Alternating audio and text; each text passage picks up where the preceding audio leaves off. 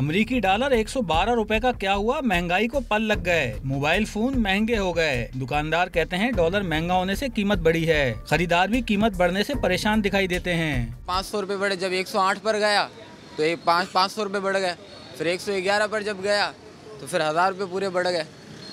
इसकी कीमतें बढ़ती गई। पर पीस पे 500 रुपये बढ़े हैं, कंपनी ने भी बढ़ाए हैं, और जो बाहर से कैरी किटें वगैरह आती सर इसमें भी 500 रुपये बढ़े हैं। ये फ़र्क पड़ा है। पहले हमने ये सेट ले गया था 2600 का, अब ये 2800 3000 रुपए बोल रहे हैं। मोबाइल फोन के कारोबार से वाबस्ता अफराद का कहना है कि मोबाइल फोन की दरामद पर टैक्सेस बढ़ने और रुपए की कदर कम होने से मोबाइल फोन की स्मगलिंग बढ़ गई है, जिसकी रोकथाम के लिए हुकूमत को इकदाम करने होंगे।